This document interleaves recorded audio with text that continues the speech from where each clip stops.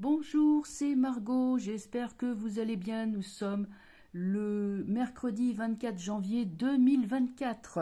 Alors, donc aujourd'hui, vidéo, mais avant tout, je vous tiens au courant donc du projet d'enseigner le tarot que j'ai lancé la fois dernière. Bien, donc, comme je le disais, alors j'ai examiné, il y a pas mal de gens qui sont intéressés, hein, donc je pense qu'il y aura une bonne centaine de personnes, même plusieurs centaines, je pense, qui vont être intéressées.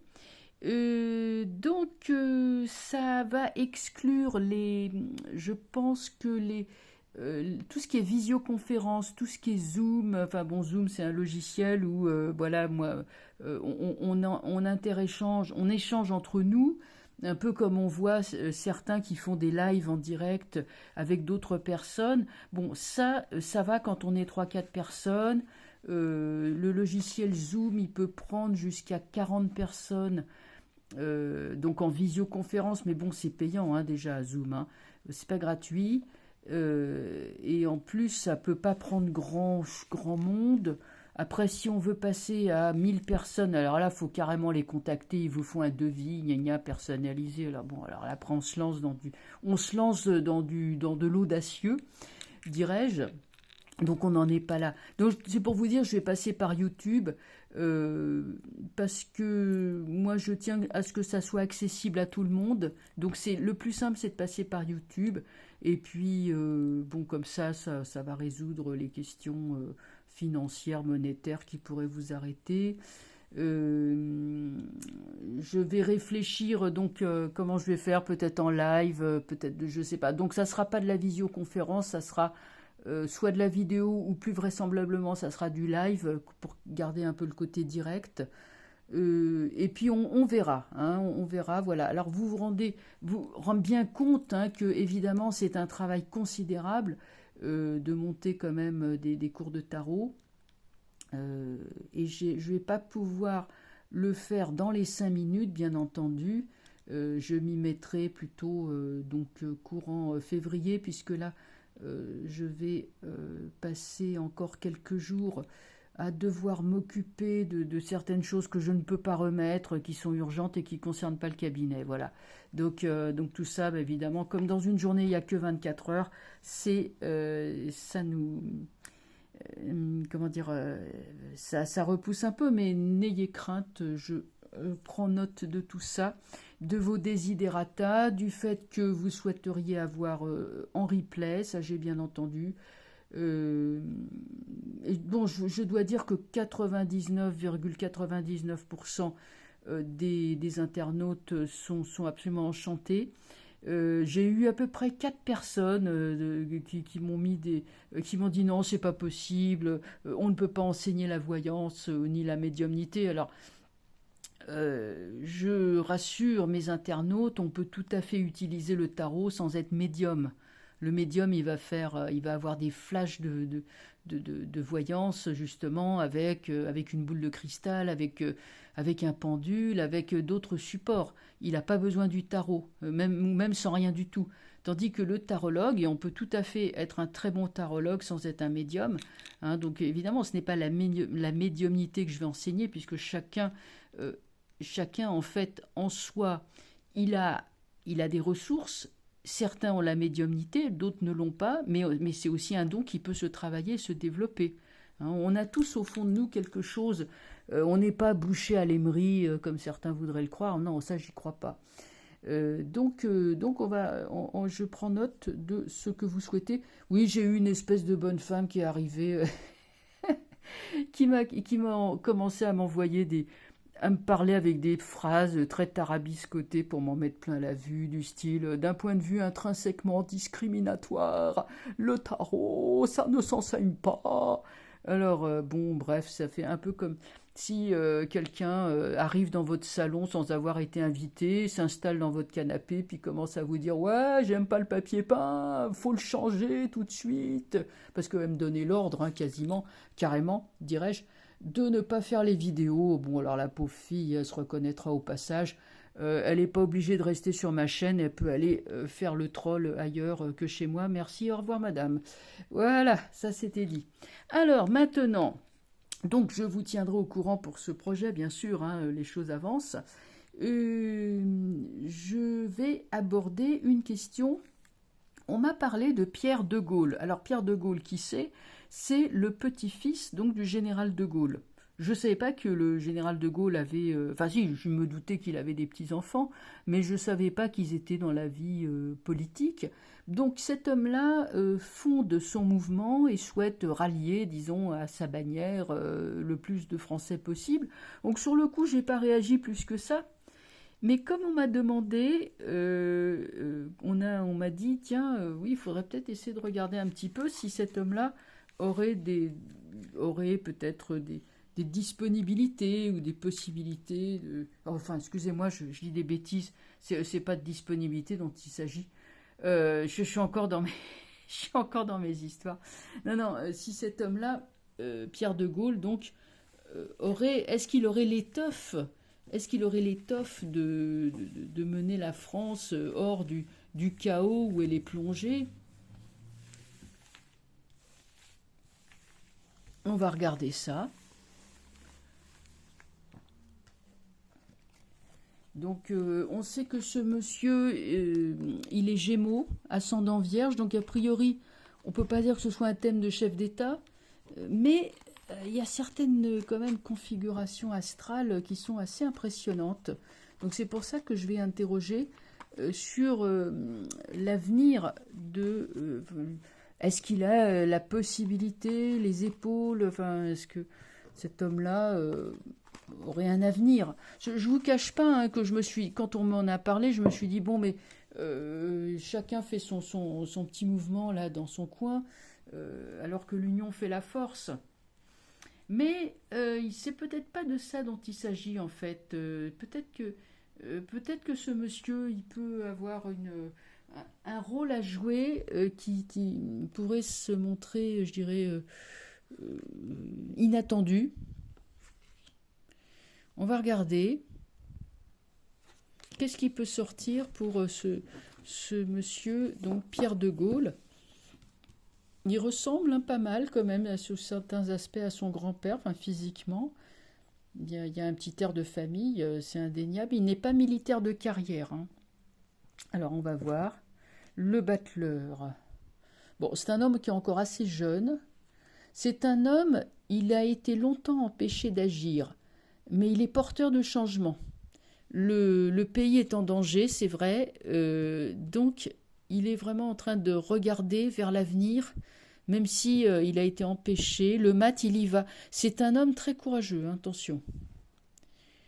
Il va faire face à beaucoup d'embûches, d'obstacles. Il a affaire à des adversaires extrêmement puissants.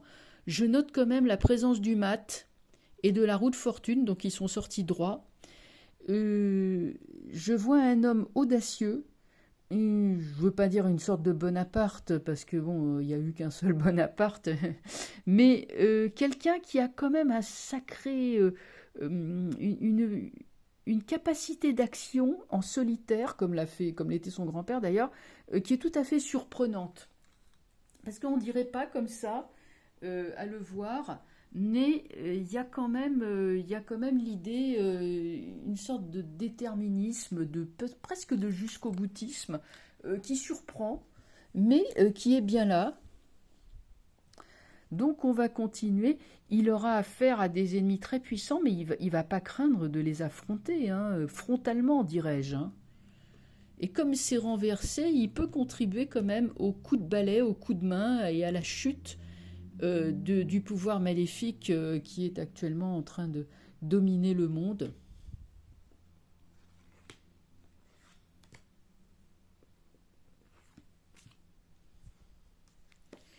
Alors, cet homme s'avère être un homme de la maturité et un chef de guerre, en fait. Même s'il n'est pas militaire, il y a quand même les racines familiales qui sont là, et il a baigné dedans étant tout petit, donc l'empereur, il peut s'avérer être effectivement un leader, un chef militaire, même s'il n'est pas militaire par ailleurs.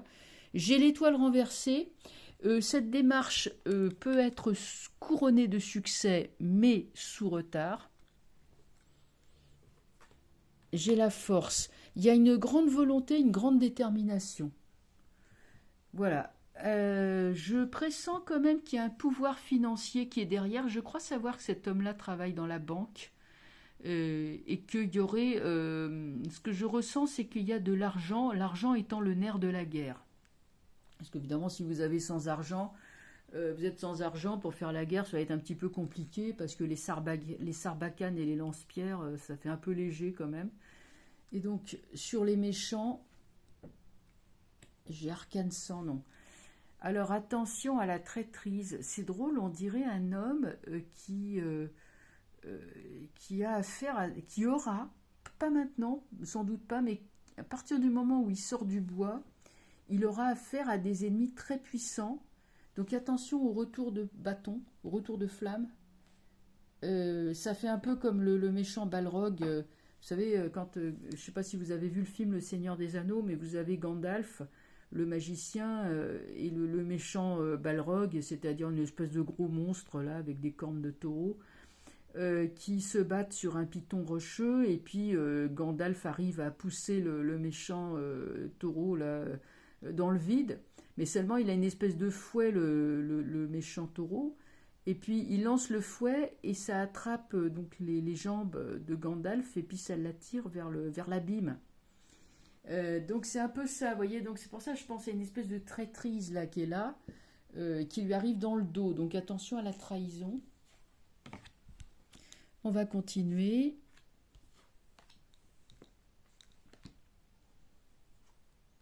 Jugement.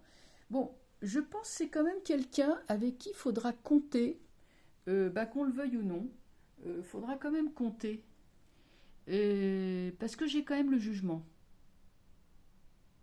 Un peu comme si il dictait ses ordres et qu'il procédait à une... il sera là, curieusement, mais il sera là lors d'un... quand il va y avoir quelque chose de nouveau, qu'on va se réveiller. Vous voyez, il y a vraiment l'idée, l'empereur le jugement, c'est vraiment je sonne le tocsin là pour, ça y est, je rassemble les gens sous ma houlette, hein, c'est clair. L'étoile étant renversée, le monde c'est pareil, c'est dommage que ce soit renversé, parce que bon, ça veut dire qu'il y aura quand même pas mal de tribulations, mais enfin, c'est pas si mal quand même. Ça va être lent, mais ça va être quand même là. Donc j'ai le soleil. C'est pareil, pour trouver on trouve des appuis, des soutiens, quoique ça sera long et pénible. J'ai tempérance et la paix. On arrivera à une sorte de paix. Donc, considérant quand même que j'ai l'empereur et le jugement qui sortent droit, donc en position forte, j'ai la force qui est là et le mat qui sont là aussi en position forte. Que j'ai la roue de fortune étant droite, elle est forte, et les trois là sont affaiblis, sachant que là on a la chute du méchant, on a une tentative du méchant de trahir, mais on a quand même la paix, hein, la tempérance qui arrive pour désarmer la faux de l'arcane sans nom qui est retourné dans le dos de l'empereur. Donc si on reprend les cartes dans cette position, moi je dis, voilà un homme qui est jeune, qui a longtemps été, j'irai dans l'ombre, qui ressort en chef et qui va non seulement donc fonder quelque chose sous sa bannière, et justement là il y a vraiment un pouvoir à prendre parce que les choses sont en train de bouger considérablement, de devenir très instables. Cet homme ne manque pas de courage et il ne manque pas d'appui non plus, puisque j'ai la force à côté. Il y a victoire. Alors, les appuis seront ce qu'ils seront, parce qu'on est quand même sur... moi, je pense qu'on est sur de la trahison, on est sur des choses comme ça sera difficile pour lui, et je pense qu'il reproduit sans doute un schéma familial, une constellation familiale De Gaulle qui avait été lui-même... alors je ne sais pas s'il a vraiment été trahi, enfin si, puisque quand il y avait eu lui s'était estimé trahi quand il y avait eu le putsch des généraux, bon, puisque c'est quand même lui c'était quand même un général, et qu'il y a quand même eu des généraux qui se sont dressés contre lui, donc ça je pense qu'il a dû l'avoir en travers quand même. Ensuite, il y a eu l'attentat du petit Clamart, donc c'était pas rose, hein. Il y a eu des ennemis, oui, oui, des ennemis. Voyez, l'histoire de Gaulle. Et puis, enfin, la dernière trahison qui, je pense, a été vécue par lui, ça a été mai 68. Il n'a pas compris euh, pourquoi ces jeunes se révoltaient. Il n'a pas du tout compris. Il comprenait pas parce qu'il a dit c'est pour eux que j'ai fait tout ça et puis il se révolte. Non, il n'a pas compris. Donc là, il a abandonné le pouvoir. Voilà, il est parti. Mais c'est pour dire que Pierre de Gaulle aura, je pense, une action tout à fait intéressante, un coup de balai, je dirais ça comme ça, un coup de balai. Maintenant, est-ce qu'il va durer? Je n'en suis pas sûre. Je pense que c'est un homme transitoire, mais peut-être qui peut apporter sa pierre de façon décisive. Il va rassembler du monde autour de lui, je le pense. Le jeu est plus fort que je ne l'aurais pensé. Donc voilà ce que je peux dire sur cet homme. Donc il faut suivre, bien sûr, c'est ce qui va se passer. Bon, espérons que sur son nom, il parviendra à rassembler beaucoup de gens. Et puis, enfin, espérons pour lui. Hein. Moi, je ne prends pas parti pour lui. Je me contente de faire un tirage. Hein. Je fais pas, je prends pas ouvertement de position pour, contre un tel, et bon, ou quoi que ce soit. Hein. Simplement, bon, voilà, c'est quand même quelqu'un qui... Lancer un parti n'est pas une affaire anodine, c'est beaucoup de boulot, et c'est pour un résultat qui risque d'être tout à fait aléatoire. Voilà ce que je voulais dire.